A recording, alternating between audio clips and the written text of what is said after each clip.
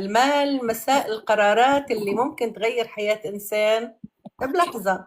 في عالم ما فيه مجاملة، يا بتفهم يا بتدفع الثمن، يا بتتحكم بمشاعرك يا أما السوق هي اللي بتتحكم فيك. حلقة اليوم عن الحقيقة مش عن الأرقام، عن النفس قبل الربح. الدكتور عمرو عبد الله في بين السطور. أهلا وسهلا بك أستاذ عمرو عبد الله، مساء الخير. مساء الفل، واهلا بيكي ومشكورين على الدعوة الكريمة والنهارده ان شاء الله الناس كلها اللي موجودة في اللايف تستفيد. إن شاء الله يا رب. نسعد أنت على تلبيتك للدعوة ببرنامجنا، وسهلا فيك. رح ندخل أستاذنا على المحور الأول وأسألك عن البدايات أو الرحلة المهنية. كيف بدأت فعليا لحتى وصلت لهذا المستوى؟ والله بصي، انا بقالي حوالي 22 سنة في أسواق المال. اتخرجت من كلية التجارة جامعة عين شمس في مصر سنة 2003، وتقريبا بدأت على طول في أسواق المال، من البورصة المصرية لغاية الأسواق العالمية. يعني هنعتبر ان الرحله كانت ليها علاقه بكل الحاجات اللي ليها علاقه باسواق المال، عشان كده الحمد لله الواحد عرف يلم الموضوع كله في سواء البورصه المصريه او البورصات العربيه، او لما اتجهنا جلوبالي الى الاسواق العالميه. بداياتك دكتور، انه هل كان عندك فضول لتعرف، او كان شو كيف بلشت، كيف حتى جذبك هيدي المهنة او التداول تحديدا؟ يعني مش هقول ان انا يعني فكرت قوي ان انا اروح البورصه، لا، هي برضو في توفيق كبير من ربنا. انا اخويا الكبير كان بيشتغل في البورصه من 98 تقريبا، وانا كنت في الجامعه، فبس ما كنتش رايح ناحيه الموضوع ده. اخويا ده اللي مشترك في القلب دلوقتي حالا، ميدو يعني. هو كان بيشتغل في البورصه من 98، وانا ما كنتش متوقع ان انا هعرف اشتغل في البورصه وانا لسه في الجامعه، انا كنت في كليه التجاره يعني، فهبقى المفروض اروح، ينفع اروح ولكن كنت مستغرب الموضوع، ارقام وجداول وكذا وكذا، ما كانش لسه في التكنولوجي بتاع دلوقتي. ولكن بعد ال 2003 يعني قال لي لا تعالى وشوف وكده. وبعد ما اتخرجت بخمس ست شهور فعلا بدأت اروح اتعلم الموضوع، والحمد لله رب العالمين، يعني ربنا وفقني برضو توفيق من ربنا ان انا جالي شغل في شركة مالتي ناشونال بتشتغل في التكنولوجي بتاع اسواق المال، فدي اللي كانت فيها البداية بتاعتي. جميل جدا. شو اول خسارة دكتور شو علمتك؟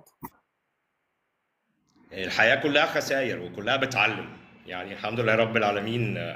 اللي ما يتعلمش من خسارته يعني يبقى اكيد مقصر. فاكيد اتعلمت حاجات كتير، بس لازم كل مطب او كل خسارة الواحد ياخد منها درس، ما يسيبهاش كده وخلاص. حسيت انه سوق المال ما بيرحم، صحيح؟ ما بيرحمش، لا. أكيد ما بيرحم. خلينا نحكي دكتور عن نقطة التحول. كيف لحتى صرت ملتزم؟ هل عملت خطة؟ أكيد نحن بنعرف كلنا إنه بالعاطفة مش موجودة العاطفة بسوق المال يعني. فشو الخطة اللي عملتها والتزمت فيها بشكل كبير لحتى وصلت حضرتك لهيدا المستوى؟ بصي، هو اساس الموضوع هو الخطه، واساس الموضوع هو الالتزام، ودوت اللي انا اتعلمته خلال الفتره اللي فاتت دي كلها، ان سوق المال او البورصات الالتزام اهم من العلم، اهم من ان انت تبقى عارف تحليل فني، اهم من ان انت تبقى عارف اتجاه الاسواق. الالتزام اهم حاجه. ف بمر السنين يعني الواحد اتعلم ازاي يبقى ملتزم، ازاي يعمل خطه، ازاي يدمج العلم بالخطه والالتزام. وين كانت ويعني وين كانت نقطة التحول؟ 90% من كلامنا هيبقى ليه علاقه بالالتزام. أكيد أكيد. عمول، وين كانت نقطة التحول بحياتك المهنية؟ بصي، انا الحمد لله رب العالمين شخص هادي يعني من وانا صغير. وعندي خمس حاجات، خمس نقاط تحول في حياتي كلها، اتنين شخصيين وتلاتة على المستوى المهني. واحد شخصي، اول ما اتخرجت ان انا ما اشتغلش كنت بشتغل في مجال السياحة زي أي شاب من الشباب اللي بيشتغلوا أثناء الدراسة. فدي كانت نقطة أول حاجة، إن أنا لازم أسيب المجال دوت وأبدأ أشتغل في حاجة ليها علاقة بدراستي. تاني حاجة، تاني قرار كان من أحسن القرارات، إن أنا اتجوزت وأنا صغير خالص، وأنا عندي 23 سنة. وده ريحت برضو كان راسك، تاني. ليه؟ عمول ريحت راسك. يعني ده كان قرار، يعني فدول القرارين الشخصيين اللي كانوا كويسين قوي. في القرارات العملية بقى، بال 2008 قررت ان انا اسيب الشركة المالتي ناشونال، شركة مصرية سعودية كبيرة رائدة يعني، واشتغل في شركة اصغر بس فيها حجم افراد كتير، وعشان اتعلم الشغلانة. يعني عشان انزل السوق، عارفه لما بتكوني في شغاله في حاجه سينيه وشيك، وبعد كده لا انا عايز اتعلم. فكان قرار قوي جدا في ان انا اسيب شركه كرافته وكذا وكذا واروح اشتغل في شركه هتعلم فيها. فده كان قرار مهم قوي. في ال 2011 بعد الثورات والحاجات دي، خدت قرار ان انا ما اروحش اشتغل في شركه كبيره. جالي عرض في شركه كبيره قوي، ويا اما هتجه ان انا اشتغل برايفت شويه، يعني صحابي اشتروا شركه، تعالى يا عمرو اديرها لنا. فده كان قرار مهم جدا في حياتي. وفي ال 2022 قررت ان انا ما اقعدش على شاشه البورصه المصريه كل يوم اضيع 5 6 ساعات من حياتي، واتجه للبورصات العالميه ولاعاده هيكله الشركات، او شغل يعني مور بروفيشنال اكتر. هل مرقت بمرحلة شك بالنفس ببداياتك؟ يعني تخربطت شوي، صرت تشك بحالك؟ شو كانت أصعب مرحلة؟ في الأول خالص، يعني ممكن يكون في الأول خالص الواحد كان لسه متخرج، مش عارف هيتجه أن اتجاه يعني، أو أي اتجاه. ولكن في الأول خالص وأنا بسمع النصيحة شوية، يعني برج الجدي ودماغي ناشفة شويتين وعملي جدا ولكن بسمع النصيحة شوية وبحب أجرب. مفيش مشكلة إن أنا أجرب وأخطأ وأتعلم حاجة وأكمل. صحيح. ف فالحمد لله، لا يعني في توفيق من ربنا كبير ان الواحد بيروح شركة كبيرة في اول مشواره، بيبقى مدير فيها وهو صغير في السن. بتساعد، يعني كل ما تبقى بوزيشن عالي كل ما هتعرف تتعلم حاجات اكتر من الاقسام او من الحاجات اللي موجودة في المجال. وانا الحمد لله رب العالمين، يعني اشتغلت في مجال سوق المال في تقريبا في كل حاجته. اشتغلت في شركة تكنولوجي اللي بتعمل سوفت وير، بروفايد الاسعار والاخبار وكذا. اشتغلت في شركات بروكريج سمسارة، اشتغلت في شركات اداره محافظ، وبعد كده اتجهت للسوق المال العالمي. فالحمد لله رب العالمين، يعني تقريبا كل مكان ليه علاقه باسواق المال اشتغلنا عليه. دكتور، أنت برأيك النجاح بسوق المال هو حظ أو هو مجهود؟ لا طبعا، النجاح في سوق المال انضباط، ده رقم واحد. جميل جدا.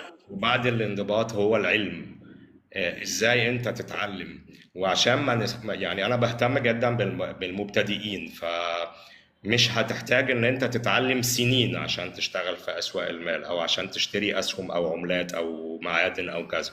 لا، انا عايزك تتعلم مبادئ. المبادئ، هو سوق مش صعب، ولكن هو عايزك تتعلم مبادئ وتبقى ملتزم ومنضبط. صحيح.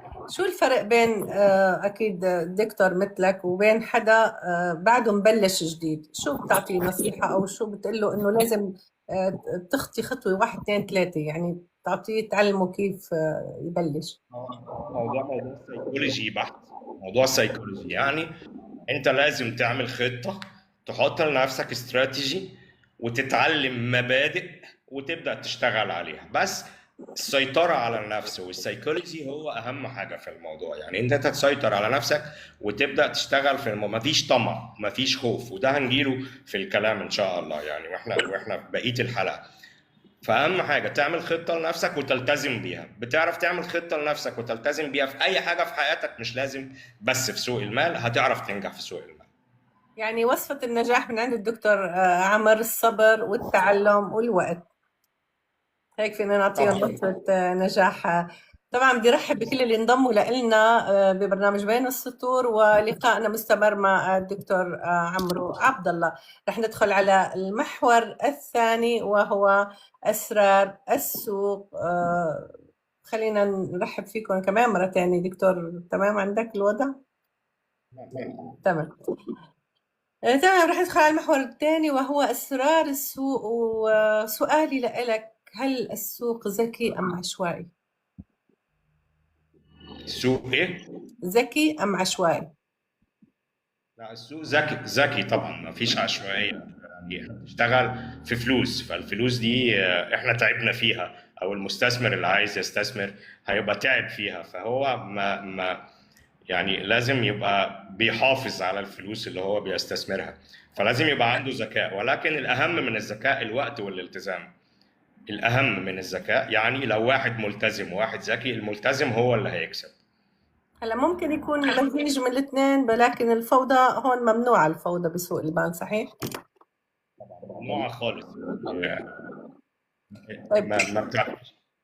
طيب ممكن دكتور. ممكن تكسب بعشوائية، أو بحظ المبتدئين، ولكن مرة مرتين بعد كده هتخسر فلوسك كلها. دكتور، ليش الناس بتخسر؟ شو السبب؟ بصي، ليه الناس بتخسر؟ عشان هي مش فاهمة نفسها، مش عارفة هي عايزة ايه. انا راجل عايز اروح اشتغل في سوق المال او هستثمر، لازم اكون مذاكر انا هستثمر في ايه، لازم انا اكون مذاكر. مش بثقل على الناس واقول لهم اقعدوا اعملوا دراسات واقعدوا 3 4 سنين ذاكروا والكلام ده، ولكن اغلط بس لازم تصحح وتتعلم من غلطك. فهي الفكرة كلها في ان انت لازم تفهم يعني ايه سوق، يعني ايه تداول، يعني ايه استثمار. انت داخل تشتغل مش عشان تتداول، انت داخل عشان تكسب. لازم تحط في بالك الحتة دي، انت داخل تكسب مش داخل تتداول وخلاص، يعني صح ولا لا؟ واي حد بيبص تحت رجليه وعايز يكسب بسرعة ناو، عمره ما هيكسب اي حاجة في حياته، مش بس في التداول. صحيح 100%. دكتور، لأي مدى ممكن اعتبار حركة السوق نتيجة سيكولوجيا جماعية وليست منطقا اقتصاديا؟ بصي، دايما نقول حاجة مثال، او اكسبريشن يعني بيتقال عندنا، اسمه البورصة مرآة الاقتصاد. البورصة مرآة الاقتصاد. فما فيش حاجة تقدر تقول ان اللي بيحصل دوت مش ليه علاقة بالاقتصاد. طبعا ليه علاقة بالاقتصاد، ولكن تشتغل في حاجة بتتداول minute by minute second by second، يعني ثانية ثانية. فالطبيعي ان اللي هيأثر عليها الاخبار، هيأثر عليها احداث، هيأثر عليها تحليل مالي، هيأثر عليها سيكولوجي المتداولين المشتريين والبياعين وكده. فالطبيعي ان هي هتبقى حاجة سريعة، ممكن تكون مش بترفلكت الاقتصاد ناو حالا، ولكن هي الفكرة الكبيرة فكرة اقتصادية بحتة. ولازم اللي بيتداول يبقى عارف ده، ما يبقاش عارف ان انا هخش دلوقتي عشان في خبر فهكسب وخلاص. لا، هو الموضوع مش كده، هو موضوع ان البورصه مرآة الاقتصاد. السوق بيرفلكت الموضوع ده. ففي مثلا حرب، في انهيار، في حاجه جيوسياسيه، في كذا دوت هيأثر على الاسعار. هيأثر في حاجات بتأثر بالايجاب وفي حاجات بتأثر بالسلب. تمام. هو كلامك بيقودني لسؤال بيقول كيف بتفسر ظاهرة الفقاعات المالية رغم انه وضوح المؤشرات التحذيرية؟ بصي، احنا دلوقتي العالم بقى فيه مؤشرات لكل حاجة، للسيولة، للريسك، للمخاطر، لكذا. المفروض ان احنا نذاكر الكلام ده. هو مش محتاج مذاكرة على فكرة، هو حاجة هتعمل عليها سيرش على الانترنت هتطلع لك على طول في وشك. ولكن الفقاعات بتحصل من ايه؟ من اختراقات للاقتصاديات. يعني ايه اختراقات الاقتصاد؟ يعني معدل الائتمان بيزيد، معدل المارجن بيزيد. اي حاجه غير طبيعيه هتعمل اختراقات للاسواق، او هتعمل اختراقات او فقاعات زي الفقاعه العقاريه، زي ازمه البنوك اللي حصلت في 2008 وهكذا. صحيح. دكتور، ما الفرق بين قراءة السوق وتوقع السوق من منظور احترافي طبعا؟ بصي، اللي بيتوقع السوق هو المحلل اللي بيبقى مذاكر تحليل مالي، مذاكر تحليل فني، مذاكر اخبار، مذاكر وضع السوق او وضع الحاجه اللي هو بيتداول عليها، سواء ذهب، سواء معادن، سواء دولار، سواء كذا سواء كذا. ف ده اللي بيتوقع هو المحلل مش الشخص العادي. قراءة السوق اللي موجودة حاليا لازم تبقى انت مذاكر التوقع عامل ازاي، وتقرا بقى السوق، هو السوق ده في اب ترند ولا لا، في اتجاه صاعد ولا لا. لازم موضوع الاتجاه ده موضوع مهم جدا. لازم يكون لازم متابع. تبقى عارف الاتجاه. بيبقى ده موضوع مهم جدا. الاحداث الجيوسياسيه والحاجات اللي بتحصل لازم تبقى مذاكرها. فانت لازم هتخلط سياسه باقتصاد بسوق المال. لازم تبقى عندك بس مش عايز اثقل على الناس، لا، انت يبقى عندك نوليدج، يبقى عندك فكر، تبقى مثقف بتقرا بس. حلو، لازم تقروا. سمعتوا؟ مشان تصير معكم وتقدروا تفوتوا بهذا السوق لازم أكيد نقرأ. دكتور، كيف بتتعامل مع التلاعب أو التأثير المؤسسي على حركة الأسعار؟ بصي، عايز اقول لك ان المؤسسات والبنوك بتأثر على حركة الأسعار طبعا. ليه؟ عشان حاجة واحدة بس مهمة جدا عندنا في أسواق المال، اللي هي السيولة. فالناس دي بتشتغل بسيولة كبيرة، فالسيولة أكيد بتأثر على الطلب وبتأثر على العرض، بتأثر على القوة الشرائية وبتأثر على القوة البيعية. فالمؤسسات والدول والبنوك بتتعامل بفوليوم اكبر من الافراد او الاشخاص العاديين، فهي ليها تاثير على الاسواق. طبعا ليها تاثير على الاسواق. دكتور، شو المؤشرات أو الإشارة اللي بتعتبرها حضرتك الأكثر مصداقية في اتخاذ القرار؟ لا، اي حاجه الالتزام عشان اعرف اخد عشان اتخذ قرار. تاني حاجه التحليل الفني. تالت حاجه الاخبار والتحليل المالي. دائما لازم تكون متابع بشكل كبير لحتى تقدر توصل لاتخاذ القرار. طبعا بدي ارجع ارحب بكل اللي عم ينضموا لنا ببرنامج بين السطور، وحلقتنا مستمره مع الدكتور عمرو عبد الله. اهلا وسهلا بكل اللي موجودين. رح ندخل على المحور الثالث وهو علم النفس في التداول دكتور، وبروح على سؤالنا بقول: إلى أي مدى يمكن اعتبار التداول اختبارا نفسيا أكثر منه مهارة عالية؟ قلنا من شويه ان الالتزام اهم من الذكاء ومن الدراسه. فعلم النفس ده اللي هو سيكولوجي، يعني هي شغلانه السيكولوجي فيها بياخد برسنتج كبيره من عوامل نجاحها. ايه هو علم النفس اللي ليه علاقه بالتداول؟ هم 4 حاجات مهمين جدا: الخوف والطمع والانتقام، الخوف والطمع والانتقام والانضباط. انا بخاف سعري ينزل فببيع وانا خسران. طيب انا بطمع ان انا مش عايز ابيع لما كسبت فالسعر بينزل تاني. انا خسرت في صفقة فهجري عشان اعوض الصفقة بسرعة فهخسر تاني. صحيح. والانضباط هو اللي هيحكم كل الحاجات دي. الله عليك يا دكتور، الله عليك. بدي أقول إنه عن جد إنه في كتير أحيان بتصير صدمات يعني مالية متكررة. هل هي بتأثر على قرارات التداول على المدى البعيد؟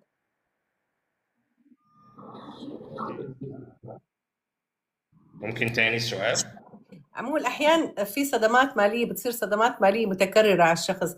هل هي بتأثر على قرارات التداول، على يعني قرارات الإنسان المتداول؟ يعني أنا عم بتداول بنصدم صدمة ورا صدمة ورا صدمة، هل بتأثر علي على المدى البعيد؟ يعني بصير خاف ما بقى إني أقدر استمر بهذا الموضوع؟ هو عامل من العوامل اللي احنا اتكلمنا عليها اللي خوف. هو الخوف. الخوف. فانا اول ما يعني دايما بقول للناس المتدربين عندي او الناس اللي بنديهم كورسز او كده، بنقول له انت عملت صفقه وخسرت، وجيت عملت صفقة تانية وتاني خسرت، اقفل السكرين، ابعد عن التنفيذ، ابعد عن ان انت تشتغل، خد ريست. لكن هتفضل تنتقم، هتفضل تخسر لغاية لما فلوسك تخلص. فطبعا هو موضوع سايكولوجي، فلازم انا بخسر مرة، في التانية بقف عن التداول، وفي نفس الوقت في المكسب برضه، لان انا كسبت مرة، كسبت التانية جالي طمع، نشوة ان انا شبح، ان انا شاطر. طب وبعدين الإنسان بطبعه طماع، ما بيقدر يعني يصبر. صحيح هذا الكلام. آه، موضوع انضباط بحت، انضباط بحت. صدقيني يا ريتا، حتى في الحياة كده، انت عرفت تنضبط في حياتك، مش بس في الشراء والبيع او مش في التداول، عرفت تنضبط في حياتك، كل سلوكياتك هتبقى صح، وكل الناس هتحترمك، وكل الناس هتتعامل معاك على ان انت راجل محترم ومنضبط. أكيد الانضباط هو شيء مهم بحياتنا. دكتور، ما الآلية العملية لفصل القرار المالي عن الحالة العاطفية؟ تاني يا ريت. أقول، ما هي الآلية العملية لفصل القرار المالي عن الحالة العاطفية؟ نحن قلنا قبل شوي بالبدايات إنه نحن سوق المال والتداول ما في عاطفي، لازم يكون كل البعد عن يكون عاطفي بسوق المال. طيب كيف نفصل بين العاطفي لحتى ما نقدر يعني ما ناخذ صدمة، أو كيف ناخذ القرار؟ بصي، هحدد وقت. الراجل المتداول ده هيحدد وقت يشتغل فيه، ده الوقت اللي انا هتداول فيه، مش اللي هو طول النهار ماسك الموبايل او فاتح اللابتوب وبيتداول. مش مفيش حاجه عشوائي اسمها، يعني. مش عشوائي. انا بحدد وقت للشغل، هو ده الوقت اللي انا هقعد اشتغل فيه، خلاص بنسى كل الحاجات اللي حواليا وكل الحياه وكل البيت، كل ضغوطات الحياه، وبقعد عشان اشتغل. والاسواق الماليه، بالاخص اللي بيشتغل في الاسواق الماليه العالميه، يعني عشان هي اكتر جلوبالي واكتر نشاط، بختار الاوقات المهمه، جلسه اسيا، جلسه اوروبا، جلسه امريكا، بشتغل 2 hours هنا، 2 hours هنا، 2 hours هنا، وانا بفصل كل حاجه في حياتي عن شغلي في التداول. لان هو الموضوع احنا بنقول ان هو مبني على سايكولوجي، مبني على ان انت تبقى مسيطر على نفسك قبل ما تخش تشتري وتبيع. فلو انت عندك مشاكل في حياتك ما تفتحش الشاشه، هو مش عمال على بطال، يعني انا عايز اكسب، مش عايز كل شويه اقعد اتداول وخلاص. صحيح. نحن حكينا على الانضباط كثير، ودائما اجت كلمة الانضباط متكررة بلقائنا اليوم. دكتور، برأيك هل يمكن أن الانضباط أن تدربه؟ يعني ممكن تدرب شخص على الانضباط، أو أنه يكون سمة شخصية بالشخص نفسه؟ ينفع طبعا، واحنا عندنا في الكتب اللي احنا بنذاكر بندي منها المحاضرات، واحنا بندي اي كورس، حتى لو هو كورس، يعني الكورس عندنا بيبقى متقسم 3 حاجات، او احنا لما بنيجي نعلم حد او لما بنيجي نتكلم مع كلاينت، دايما كلامنا كله بيبقى مربوط بان احنا بنعرف الاسواق، وبنتكلم عن الانضباط، وبنتكلم عن التحليل المالي، وبنتكلم عن التحليل الفني. يعني ممكن تدرب شخص ما عنده انضباط، عشوائي، فوضى، يلتزم ويكون منضبط بسوق المال. طبعا، وانا انا مهتم جدا بالمنطقه دي، يعني هتلاقي 90% من كلامي بتكلم على الانضباط، لان هو ده الدرس الكبير اللي انا اتعلمته في حياتي، ان الانضباط هو اساس اي حاجه في الحياه، وهو اكتر حاجه هتخليك تكسب في اسواق المال او في اي انفستمنت او في اي استثمار انت بتعمله. جميل جدا. دكتور، كيف يتعامل المحترف مع سلسلة خسائر دون أن يفقد ثقته بنفسه؟ بتشوف واحد محترف ممكن بيخسر مرة 2 3 وبيرجع يتداول وبيضل واثق من حاله، كيف يتعامل مع هيدا؟ لو هو محترف وعنده كلمة الاحتراف مظبوطة، أكيد مش هيحصل له كده، لأن السوق محدش كبير على السوق، فممكن يكون محترف جدا وبيخسر او بيكرر خسائره، ولكن المحترف هيبقى عنده انضباط، فهيبقى عارف ان هو السوق دلوقتي مش صح ان انا اشتغل عليه. بين النبض والمعرفة، منبر فكر ورسالات مشرفة،